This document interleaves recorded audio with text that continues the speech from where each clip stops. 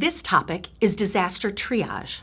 Let's face it, nobody wants to be in this type of situation, but if you are, you have to make decisions efficiently to use limited resources and provide the greatest amount of good for the greatest amount of clients.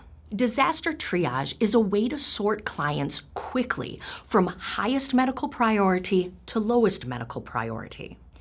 This is a color-coded system, and it is based on the best use of limited resources to provide the greatest good to the greatest amount of clients.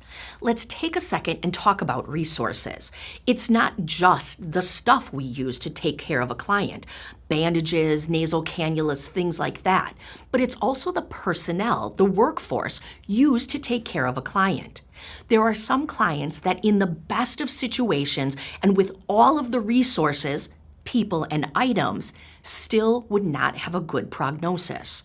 Those are resources that could be used for other clients. Our priority then becomes clients who are at risk for imminent death. So now let's look at the different color-coded categories. In the event of a disaster, clients are triaged and given a color-coded tag. Those help us prioritize and see the clients who are at the highest priority and the lowest priority. Let's go through each color. The red or emergent category. These are clients with life-threatening injuries with a high probability of survival if interventions are given. That's important. High probability of survival. These clients include clients who are in shock, have a compromised airway with airway obstruction or respiratory failure, unstable wounds, that could be abdominal or chest wounds that are bleeding or an incomplete amputation, and then chest trauma with a penetrating chest wound.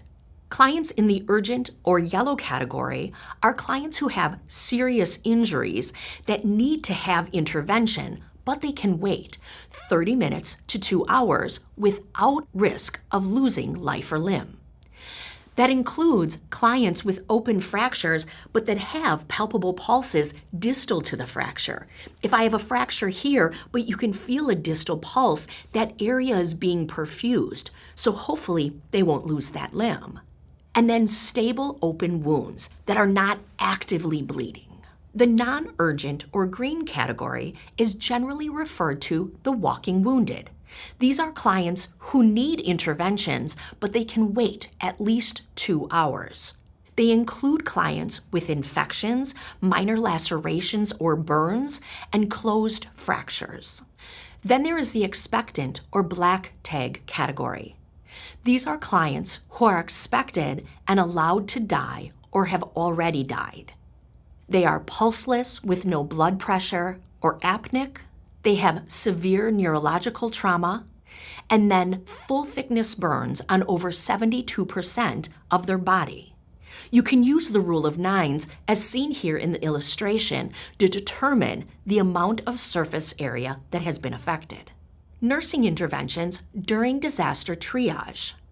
So as a nurse in the hospital, we can expect to have a large amount of clients coming into the hospital if a disaster has occurred. So for the clients that are already in the hospital, we need to transfer stable clients to lower acuity units and then discharge clients who are stable to make room for that influx of clients.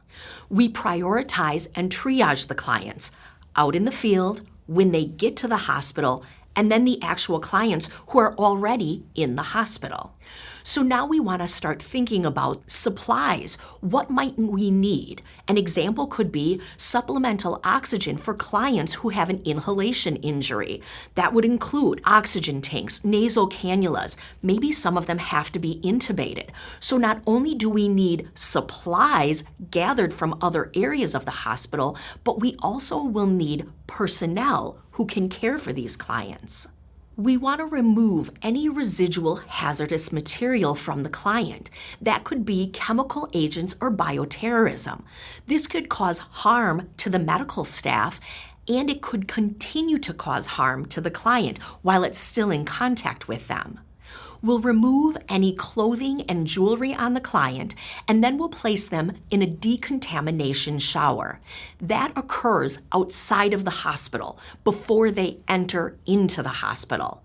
I've seen it done normally in a tent right outside of the emergency department. Remember, in disaster triage, we want the greatest amount of good for the greatest amount of clients. Keep it up. You got this. I'm proud of you.